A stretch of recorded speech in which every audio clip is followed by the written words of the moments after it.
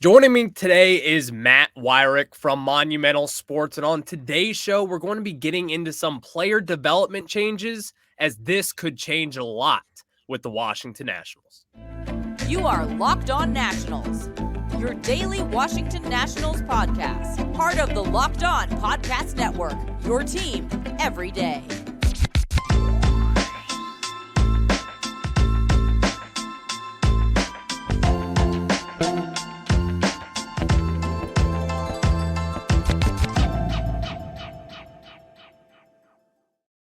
And thank you guys for making Locked On Nationals your first listen every single day, as we are free and available wherever you get your podcasts. And make sure to swing for the fences on Sleeper Picks, and you could win up to 100 times your money. Download the Sleeper app and use promo code Locked On, and you'll get up to $100 match on your first deposit. Terms and conditions apply. See Sleeper terms of use for details. Currently operational in over 30 states. Check out Sleeper today. And I'm your host of this podcast, Ryan Clary. You can catch me over on Twitter at RyanClary11, and as well as following the show page at LO_Nationals. And while you're at it, make sure to search Locked On Nationals wherever you get your podcasts. And on YouTube, search Locked On Nationals and hit that subscriber button as well, as we get closer to 800 subs. But joining me today is my guy, Matt Weyrich from Monumental Sports, who's now on the Capitals beat. But for those who already know, he's been a part of this podcast longer than I've been a part of this podcast, joining the old host,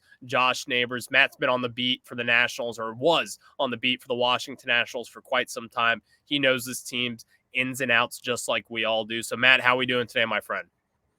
Quite the intro, Ryan. I appreciate it. Good to be here.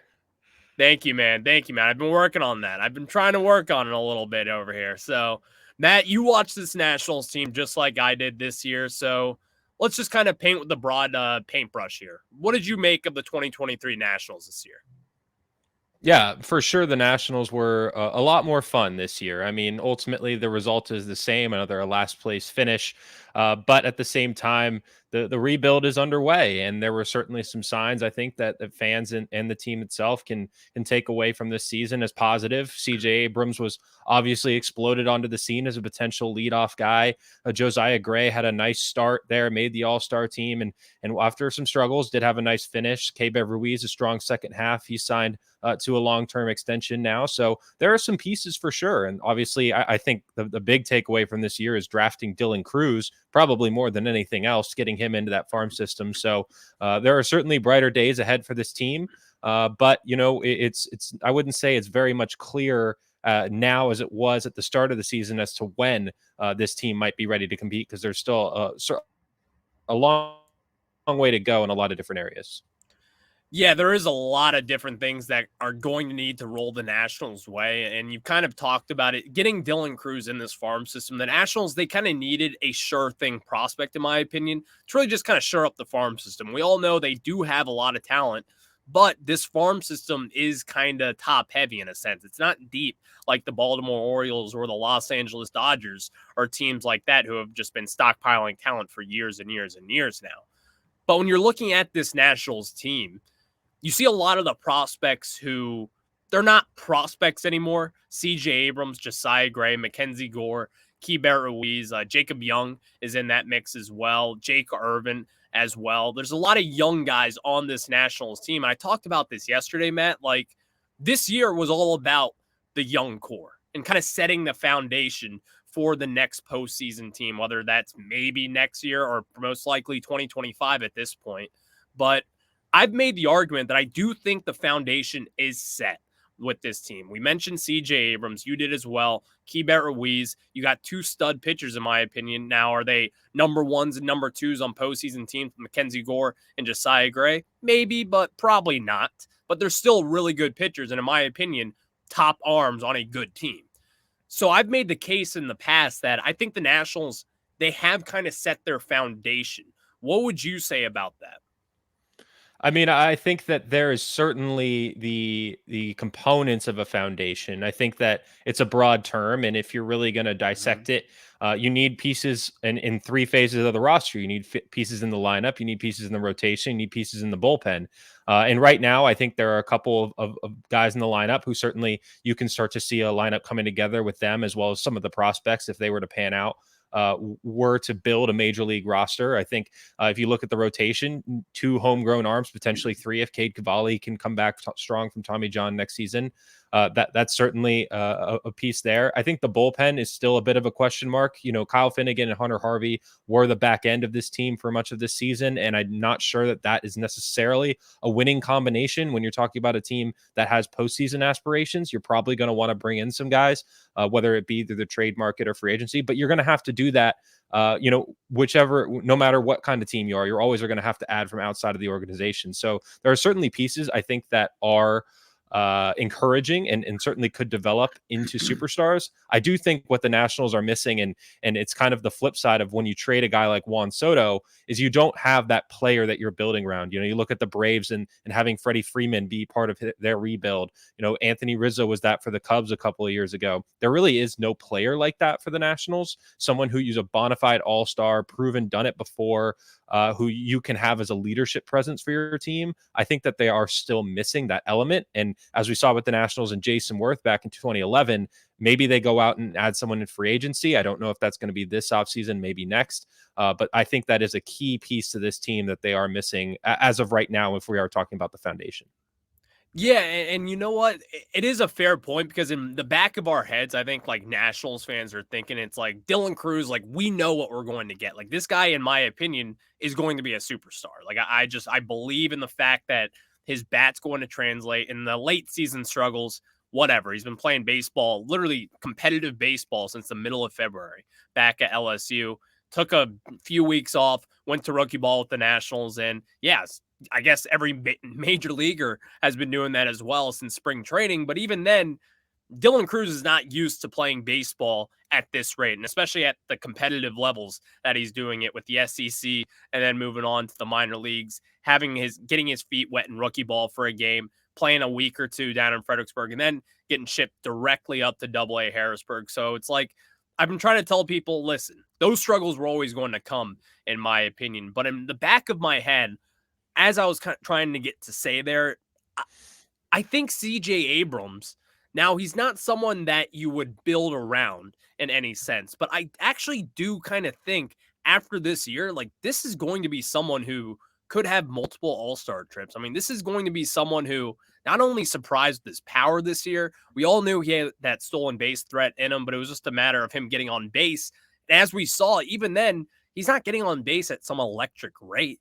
This guy was still stealing the bases. He was playing solid defenses at times. He wasn't making all the routine plays, but I wouldn't build around C.J. Abrams, because I don't think he's someone that you do build around. Like, he hasn't shown that he's going to be a superstar. I'm sure he does have that star kind of talent in him, but it's just a matter of who you choose to build around. And the Nationals have better options, in my opinion, than James Wood and Dylan Cruz. And those are the two guys who you're going to say, these are your superstars, and we're going to build around them. What do you say? Hey, I mean, absolutely. Building up with a strong farm system is a tried and true way to build a team. And, some of these guys are going to pan out, whether it be, a Robert Hassel or a Brady House, two guys we haven't even mentioned, but also have star upside as well.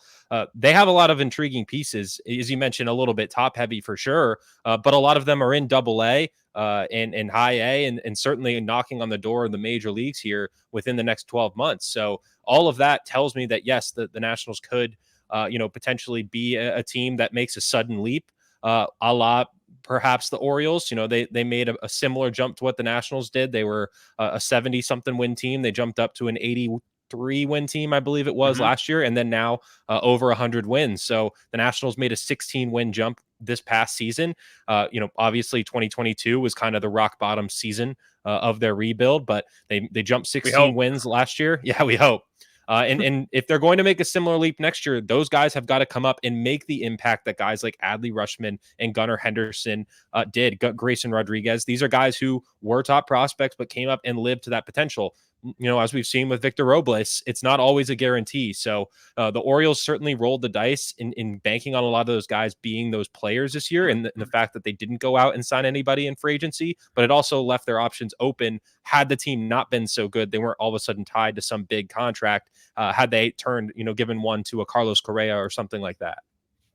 And those are all great points, and it kind of leads into something that I want to get into with you, because The Orioles and what they have done, and I know a lot of Nationals fans, when we played the Orioles last week, they were not happy the way that I was gassing up the Orioles. But, like, listen, they develop prospects like no one else in this sport at this moment in time. There is not a single franchise that can say that they have developed the guys better than anyone right now. I mean, they are the kind of gem of Major League Baseball when it comes to developing prospects sitting here over the last few years. And obviously, they've had the high picks to do so, but the Dodgers, if you look at them, they get it done as well.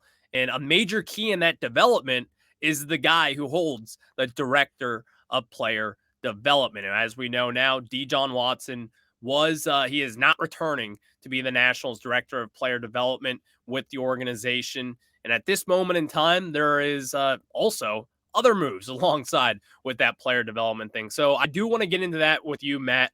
But before we get into that, let me tell you guys about our good friends over at Sleeper. And guys, the MLB playoffs are right here, which means the clock is ticking on your chance to 100-time your cash on daily fantasy baseball. Baseball has never been more exciting than it is now with studs like Acuna, Betts, and Ohtani. Pick more or less on stats for these stars like home runs, hits, strikeouts, and more for up to 100-time payout on Sleeper. Get your picks right, and you could win big. This is what I love about the Sleeper app is they have this just down to the wire. What I mean by that is all their projections are better than any site that you check. And I truly do mean that. Like, because when I'm checking Sleeper, one, it's always updated, and two, it's just simply the best one out there. And also, I love the group chat function of it, so I can talk a little smack to all the guys in the league. It's just a fun time. Make sure to use promo code Locked On, and you'll get up to $100 match on your first deposit. Terms and conditions apply. See Sleeper's terms of use for details, and make sure to use promo code Locked On. Matt, let's get back into it. As we know now, the string of moves, which came just a few days ago, Andrew Golden of the Washington Post reported that the Nationals will not be bringing back Director of Player Development, John Watson, someone who held the position just before the 2022 season, has had some history with the Los Angeles Dodgers as well in that position. And he actually pointed out in that story, he was, one of the guys in the decisions and really kind of developing Clayton Kershaw and as well as Kenley Jansen and a couple other superstars that the Dodgers have brought up in the past. But then also yesterday, he reported again that the Nationals have let go some other player development guys, as Coco Crisp, who was hired alongside John Watson to be part of that role. He was let go as the outfield / base running coordinator, and high A hitting coach Micah Franklin and double A hitting coach Tim Doherty were also let go. And the rumors are at this moment in time, at least this is not reported, these are just rumors from Andrew Golden in his story, is that these are budget cut moves. And at this moment in time, the Nationals are in this rebuild. And yes, Mike Rizzo did call it a retool, but this is a rebuild. You may be on the back half of it, but this is the time where you need to develop your prospects. This is the time where you find out if your second round pick, Dalen Lyle, can become a Gunnar Henderson type and kind of get into that superstar type of talent. This is when you find out when these guys can take that next step in their development. And you don't have someone at the head of your operation at this moment in time. My whole point is this, Matt. If this is a budget cut thing that the Lerner family are deciding to do, or whoever is deciding this is a terrible decision. What do you think about that? It's definitely puzzling, the timing of it. And it has to also be taken in context with the decisions they made to pull back, their international scouting department and other similar roles. This is kind of a flurry of moves here, and it's also the third straight offseason that they've really shaken up a lot of roles in the front office. It seemed like they were adding a lot of positions here these last couple of years, and all of a sudden they kind of make an about face and start cutting again.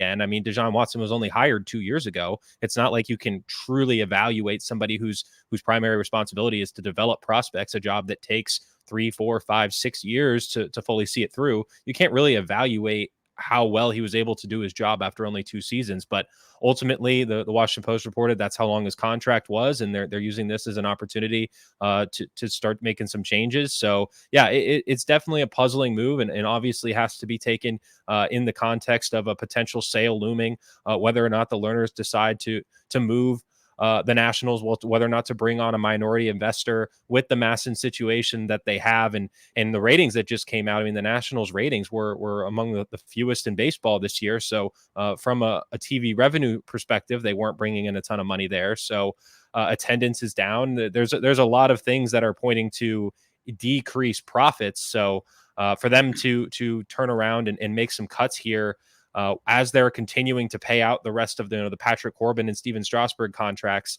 there's a lot of money moving, and I think that you have to look at the sale and say, what does this do for the likelihood of the Learners moving the team and the attractability of the Nationals to a potential suitor, and ultimately when you're talking with billionaires, the bottom line is among the most important things. So I would not be shocked if this is a direct result of their decision to continue to weigh offers for a sale. And you kind of mentioned something in there as well, like, or you didn't mention this fact of it, but it brought this back up. The billionaires, they aren't billionaires because they spent their money. They're billionaires because they saved their money. And so a lot of these things, like, yes, it is a business. And if you are losing money in this deal, which we have kind of heard in the past that the Lerner family, they are losing money. And especially after the pandemic, we all know they're in the real estate company. The real estate company was one of the hardest hit industries in the entire world when it came to that pandemic. But looking at this kind of under a microscope, this would just be a total disaster, in my opinion, if they were to go on with not hiring a director of player development, or not even hiring scouts, or getting back your international scouting department and kind of revamping this process. Because in my opinion, the Nationals, it's not even an opinion, it's a fact. The Nationals don't make that run in the 2010s without their farm system. You can go out and sign a Max Scherzer. You can go out and sign a Daniel Murphy or a Jason Worth or a Patrick Corbin in 2019. But all those guys, they're the cherries on top. You have to fill out the rest of the sundae. You have to have your ice cream, your whipped cream. I'm just hungry right now, so I keep on naming foods. But you see the point. You have to find these guys for yourselves and then take that next step in the development. And for this organization, this as a whole, this is the one knock you can say about Mike Rizzo, is that this organization has not developed prospects well over time. And they've had the first round picks, they've had the talent. It's just a matter of them not really finding out the best tools for these guys. So I just think, in my opinion, if they were not to hire someone else in this role, and in my opinion, I would love to have them go outside the organization and kind of get that really got to have it guy, the prove it kind of guy, the young guy in that role that takes all these problems and turns them into solutions. But at this moment, it's just kind of tough to say that they will do that with all that we've heard. And the problem is that when a sale is looming, I mean, there's no guarantees that once the new ownership group comes in that they decide to keep you. So, Mike Rizzo and Davey Martinez obviously signed multi-year extensions to keep them around, at least kind of through this process and through this gray period that the franchise is in right now. But that really doesn't offer much in terms of securities beyond a potential sale. Whoever comes in could decide to completely start fresh. They could look at the rebuild and not be pleased with how fast it's coming along and just decide to start over. There's a lot of what ifs that come with a situation like this. So, you mentioned that billionaires don't become billionaires by spending their money, by saving it. I would counter and say they do it by investing it, and by investing in profitable ventures. And clearly the Learners don't see investing in player development right now as what is going to direct them to be the most profitable, whether that be because they're going to sell the team, or whether that be because they just don't believe in the job that group has done up to this point. And it's like, when we're talking about the John Watson in particular, and you can look at the farm system and say, well, when he was hired compared to what it is now, before 2022 is one of the worst farm systems in all of baseball. Like, you had some guys in there. At that point, Keibert Ruiz and Josiah Gray already graduated, I believe, at that moment when he was hired. But the farm system's different now. But I also think people have to realize that when you trade away Juan Soto and Josh Bell, and the guys that we got back in that trade obviously are going to get better.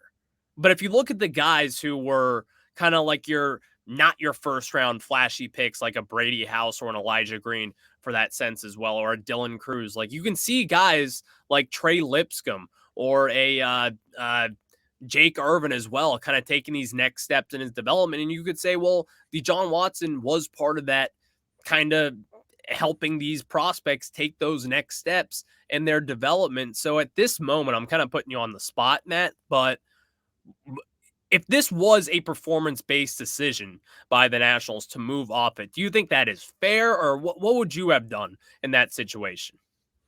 Yeah, I think you would have needed to take more time to evaluate this. I mean, yes, you can point to the struggles of Elijah Green and say this was a top 5 pick we couldn't miss.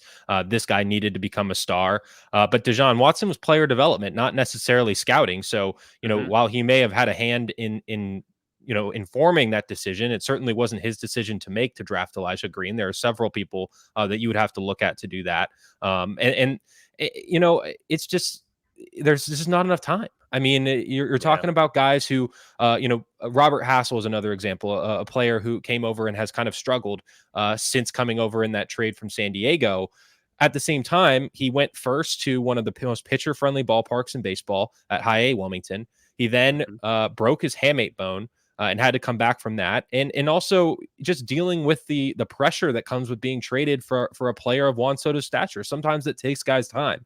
So I think it's just something where they didn't really see this hiring through, and it's impossible to evaluate the job that Deshaun Watson has done until another 3-4 years down the line, when we see if these guys that were under his tutelage, under his staff's guidance, are able to turn into something. But even then, it's going to be muddled because whoever else they bring in to help with those decisions is certainly going to have an impact as well, negative or positive. Because that's what I kind of came to yesterday, is that he's only been on the job for, not even 2 years at this moment. It just didn't really make sense when the Nationals did that. It was kind of that's why I hate to say it, but I think it is a budget thing. And Andrew Golden is awesome with the Washington Post. That's kind of what it seems like at this moment in time, that it is a budget reason, and this is why they're cutting it. And it doesn't make sense to me. It just does not. I'm baffled by it, Matt. It does not make sense at all. It's as if you're just starting up a restaurant and you'd rather hire a financial guy than a 20-year chef that has been proven in the industry. It just doesn't make any sense at this time that they're going to be going that route. And in my opinion, for what they are worth, this is basically just penny pinching, in my opinion. And this is just, you're not really saving all that much money. I'm sure you're saving the hundreds of thousands of dollars. Yes, that is a lot of money. But for them, the billionaires, doesn't really seem all that much, in my opinion. But thank you guys for making Locked On Nationals your first listen every single day. Later on in this show, Matt, I do want to talk a little bit more about the minor leagues, but one case in specific. I want to get into Elijah Green because he was a huge talent, and he still has all the talent in the world. But as we know, he really struggled in his first year down in the minor leagues. So, Matt, let's get into that. But before we talk about that, let me tell you guys about our friends over at Bunches. And okay, Locked On Nationals fans, you may have heard us talk about the free new app just for sports fans called Bunches. Bunches is a new social network built for sports fans. No politics, no doom and gloom, unless you're a Yankees fan. Just sports. They've recently released a new scoreboard feature that lets you check live scores in the app and chat about live games as they happen. You can chat about Nationals and join the Locked On Nationals bunch by clicking the link in the show notes /subscription to get the app, or go to the Apple App Store and download Bunches now. Bunches is the free app where sports fans chat. Locked On MLB group chat is on Bunches. Go there now and connect with other baseball fans, chat your favorite team, and keep up with the latest MLB news, and just have some friendly banter amongst Major League Baseball fans. So guys, make sure to download the Bunches app today. And when you do, our friends at Bunches have featured the Locked On MLB bunch in the Discover tab. You can also click the link in the description /show notes to join the Locked On MLB bunch community today. Now let's get back into it with Matt Weyrich from Monumental Sports. And Matt, you've been on the beat for a while. You were covering the team when the Nationals first drafted Elijah Green, top 5 pick, 2022 draft. all the talent in the world, really a five-tool talent kind of guy. But we know now the struggles, they have been there. We kind of expected this as well because he struck out at a really high rate down at IMG Academy. So a lot of people kind of thought this was going to be a process. This was going to be a big development for the Nationals, and they're going to have to really try to work through these. But as we know, it was kind of a disaster season for Elijah Green. So, what did you make of his first year down in Fredericksburg and really the struggles that came with it?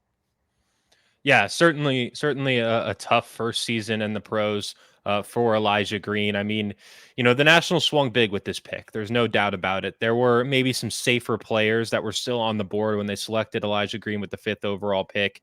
A lot of college bats that were a bit Yeah. more projectable.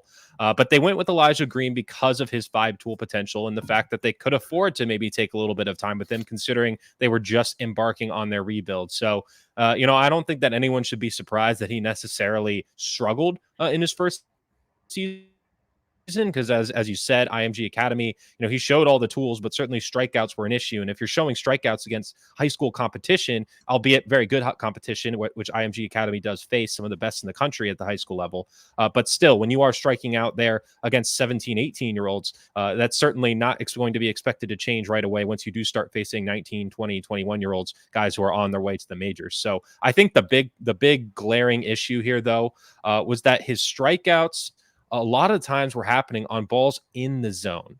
I don't Yeah. have the exact numbers in front of me, but Baseball America has cited that he had among the highest rates of swing and misses on pitches in the zone in all of minor league baseball this year. That is a really glaring statistic to me, and something that points to just hand-eye coordination, something that you just need to be better about when you ID that pitch, getting there on time, improving your bat speed, and getting the bat to the ball when you identify it's going to be a strike. So that's something that I think is maybe an issue they didn't necessarily foresee and is really shown itself to be a major problem in the pros, and they have their work cut out for him. And now with the new player development staff that's going to be coming in and working with him, we'll see maybe if they're able to shake things up and figure out something that Deshaun Watson's crew was not able to do. Yeah, and 83 games this year across, most of it being low A Fredericksburg, but he had a handful of games down in rookie ball as well. He struck out 150 times over 83 games. I don't care what age, what level, that right there, just 150 strikeouts in 83 games. Listen, I'm fine with strikeouts if you're going to be hitting home runs. And Elijah Green's got he's got a ton of time to develop. And at this moment in time with the Nationals, they got a ton of outfield prospects, man. You even got Lane Thomas. You got some guys up in your system already. Even Jacob Young has kind of put his hand in the mix as well here recently. But when you're talking about Elijah Green now, he has now kind of become, back to what we were saying with signing free agents, he's kind of become the cherry on top in this system, meaning he doesn't really necessarily have to work out. Now, I'll argue that if you're a top 5 pick, it's not on the player, but it's on the organization. You got to find a way to develop them. But with where we stand right now, we have Dylan Cruz and James Wood, who, in my opinion, they both seem like sure things at this moment in time. I'll take all my chips and put them in the table for them. You got Robert Hassel, I still think has a chance to bounce back. I think the Haymate injury this year really kind of lingered on with him in a way that we've seen in years past as well with a lot of big league talent. So, but Elijah Green now, this is going to be a huge season for him in 2024. This is going to be the season where he's going to start back down in low A Fredericksburg, and he's going to have to hit the ground running because we saw this with Brady House in 2022. He struggled a little bit when he went to when he first started out, but even then his numbers were still a lot better than Green's, but he still struggled, and then he eventually got hurt, similar to what Green did, but Green was not shut down the entire season. He did miss a good amount of time, but not the second half of the season the way that Brady House did. But at this moment now, like with Elijah Green, I just view him as someone who it would be nice if he were to develop. I'm not really banking on him kind of taking that next step because we all knew this was going to have to be a home run selection for the Nationals. And at this moment, it just doesn't really seem like that's going to be the case. Sure, yeah, and I think at the end of the day, Cruz and James Wood are more highly touted prospects, so you'd absolutely expect them to be the guys that they're looking like they're going to be. I think the concerning part is just how early in his career. I mean, a lot of people are writing off Elijah Green now. Yeah. You talk about a 42% strikeout rate. I mean, 30% is high. For 35% is unfathomable. 42%. I mean, that just, it doesn't even seem possible to have a strikeout rate that high, but that's exactly what we've seen out of Green this year. So, I think that it's far too early to give up on him. I would not say that Yeah. he is completely toast at this point.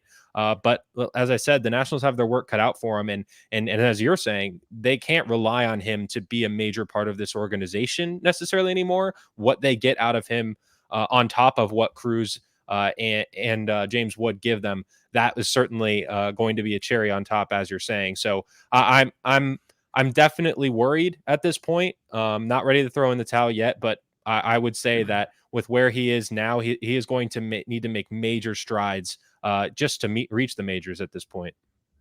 Yeah, and it's you know what, like I'm not waving the white flag on him either. Like I think that there's so much time. You've seen it so many times. Royce Lewis, for example, who's been killing the baseball for the Twins. He was kind of someone who dealt with injuries down in the minor leagues. He was a number one overall pick in 2017 out of high school.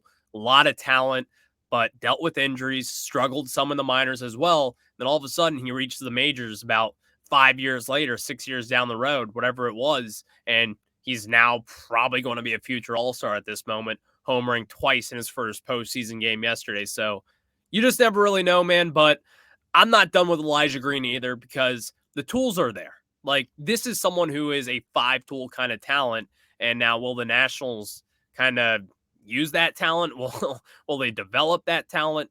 That's going to be something that they'll have to decide down the road. But Matt Weyrich, not NBC Sports Washington, my apologies, Monumental Sports, covers the Washington Capitals now, but has covered the Nationals in the past and still follows along, just like the rest of you guys. So, Matt, I really appreciate the time today, man.